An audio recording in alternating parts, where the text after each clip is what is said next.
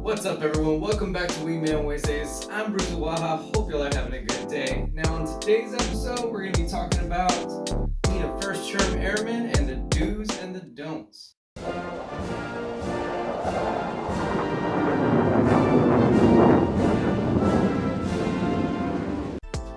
Now, despite what your base is, I feel like the following information is going to benefit you no matter what. Now, while the phrase, "it is what you make it," is true, it should be taken with a grain of salt. Now, let's be honest. Why not is not hiccup. But every place that you go to is going to have a sugar bubble. And you may be asking yourself,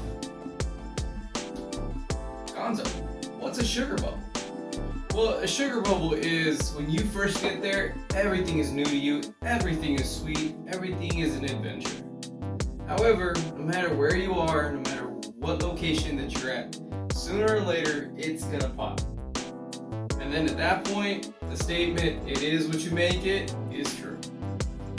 Now, my first base was at Laughlin Air Force Base, which is a pilot training base at the most southern part of the Texas border next to Mexico. No, really. There were certain places on base that your cell phone would switch and you'd get international rates because it thought you were in Mexico. Now, to be honest, I was not enthusiastic about going to this base. I grew up in Texas. I knew all different places in Texas, and not once in my entire life did I ever think that there was a base near Del Rio. I thought it was a mistake. I honestly thought that I was going to Laughlin, which is Las Vegas. Now, I knew people that went there and they were able to throttle their career. They were able to get BTZ, they were able to study, get their CCAF out of the way, and promote staff on the first try. That's exactly what they mean by "it is what you make it." Now, if you commit yourself to a game plan and set yourself up with a very specific set of goals, you can accomplish almost anything within your first term. However, at this base, personally, for myself and for many others, that wasn't the case. But we're here to discuss the good, the bad, and the ugly. So let's get started. Alright, let's start off with good. You're the shiny new coin. That means everybody's going to want to set you up in the best possible way. That means getting you into programs, having you manage certain programs, volunteer at certain events, and basically set you up in the best way possible to achieve BTZ. Now, BTZ means below the zone, and it gives you the opportunity to promote to senior airman 6 months before all of your wingmen. You just got there from Texaco, you're at your first base, and this is a great time period because everybody wants to know you, everybody wants to know everything about everyone else, where they came from, what their experience was. It's a great time. And there are a tremendous amount of leadership opportunities. Opportunities such as the Wingman Council, Dorm Council, Base Honor Guard. Everything is new and exciting, so I definitely recommend that you dive into these things head first. Another great thing is your fitness level. Not too long ago that you were in BMT, so there's a very good chance that your PT score is still pretty high up there. As long as you maintain a decent level of fitness during tech school, I'd say you'd be doing all right on your first PT test. Now, one of the great things for me while I was there at my first base was the different organizations and the different groups that you could partake in. Personally, I transitioned right over to Honor Guard.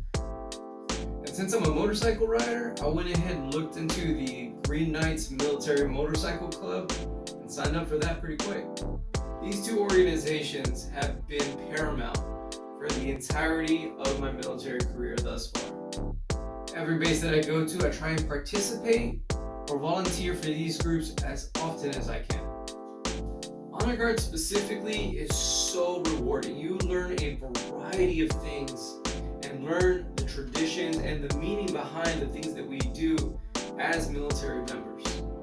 Some of the greatest moments during my time at my first base were actually being a part of the Honor Guard. Now, I was able to take the experience that I had in Honor Guard and and apply it into the Green Knights Military Motorcycle Club. And by this, I mean we were able to take part in the Patriot Guard. Now, the Patriot Guard is former and active military members that act as escorts for a military funeral. And just about every base has a connection to one of these organizations. And remember what I was talking about, camaraderie? Anytime that you want to do some kind of fitness event, like an obstacle course race, which every base has their own, you have a committed team and an enthusiastic team that's there at your first base. You're going to make friends that are going to last you the rest of your military career and the rest of your life. To this day, I still talk to my wingman from my first base and ask them for their advice and what they're doing, because these guys are some of the ones that have known me the longest in my military career. And like I mentioned in our last video, one of the most rewarding things is being able to reconnect with these people later on in your career. And now, the bad. The thing that most military members complain about, no matter where you are, no matter if it's your first term or your last, bad leadership is something that you're going to experience no matter what stage you are in your military career. And sometimes bad leadership isn't that bad. What's worse than bad leadership? Worse leadership. Now, worse leadership just aims to burn you out by giving you additional duties that is in reality their responsibility. And they give you that on top of everything that you're already doing. They use this as mentorship or leadership opportunities. And while in some instances that is true, most of the time you're just chalked up with a bad seed. Sorry, that's just the way that it is.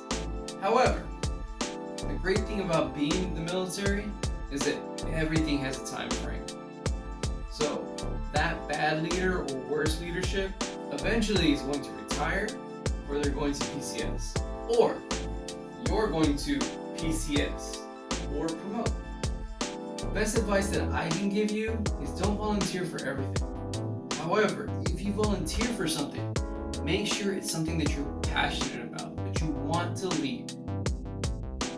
Because people are going to see that, people are going to take notice of that, and you're going to attract a certain group of people and a certain group of wingmen and leaders to help you in your military career.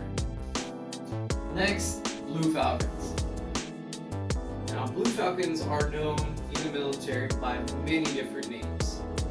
But essentially, these are the people that are supposedly your friends and your wingmen, but throw you on their bus and sacrifice you to make themselves look good.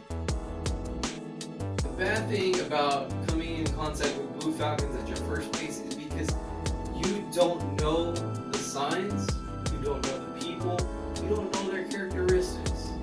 So oftentimes, you're going to get blindsided by these people who are your supposed friends. Now, I hope this doesn't happen to you, but if this happens to you, learn from the experience. Don't allow it to make you jaded. Just learn from it and improve yourself, and make sure that you can identify that in the future so no one takes advantage of you later on in your career. Because Blue Falcons are going to be everywhere. So the sooner that you understand the type of people that they are, the better it's going to be for you. The next bad is favoritism. Well, what can I say? High school never really ends. You're going to be dealing with that immaturity and those weird little situations for the rest of your life. But take what you learned back then and keep that in mind and use it to identify favoritism. Use it to progress yourself and temper yourself as an individual. That way you can progress. And if you see that a program should exist to help in this situation, don't wait on someone to do it. Go ahead and just do it yourself. Go through your channels, go through your leadership, and put together a solid plan to create whatever it is that you feel that your local community is lacking. Now, this is always going to exist. Do your best to make yourself an asset. Do your best to make sure that you're not taking advantage. And if you're granted an opportunity to lead, definitely just take it by the horns and lead. Because if you don't take ownership, someone else will. And they're going to get all the credit for your work. And last but not least, complacency. At your first base, no matter where you are, no matter what activity you're doing, no matter what is around you, there is a very high probability that you're going to get complacent in your location and in your job. Do your best not to do that. Commit yourself to your education. Get involved in community groups and different organizations. Because before you know it, that 1 year, 2 year is going to turn into 5, and you're going to wonder, what did you do all this time? Talk to your supervisor, write down a game plan, and commit yourself to it. You'll be glad that you did. Also, on a financial matter, whatever they tell you about the TSP, sign up for it. Take 10% from your check and put it into that TSP. Over time, that money's just going to build and build and build, and you're going to forget about it until you need it. And there was a very specific phrase that was said to me, and it has stuck with me through the years I've had in the military. When you get to a location, you might love the location and hate your job. You might love your job and hate the location. And now and then, you might hate the location and you hate the job. At that point, all you can do is better yourself as an individual, concentrate as much as you can on personal development, and volunteer for those short tour PCSs.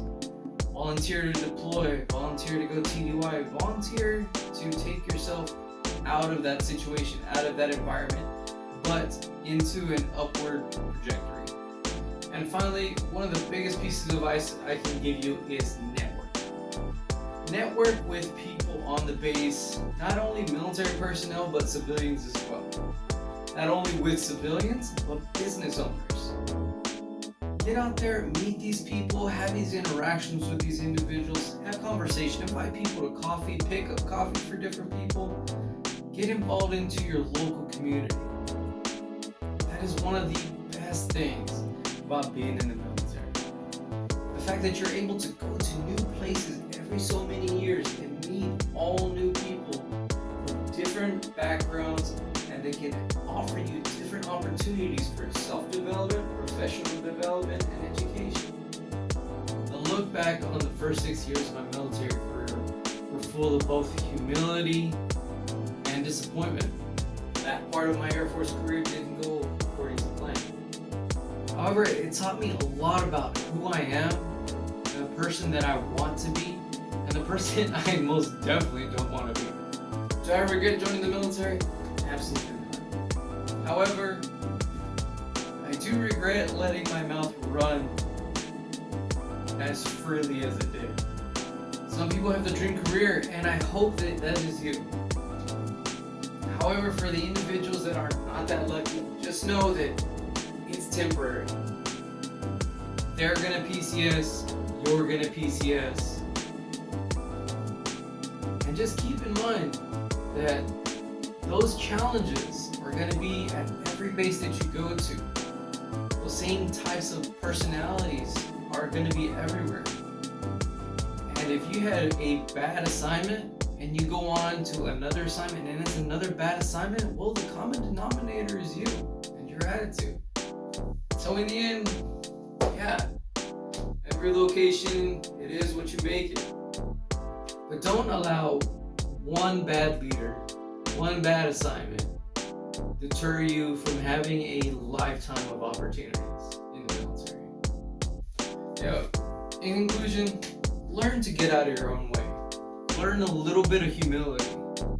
Learn to motivate yourself and to keep yourself focused.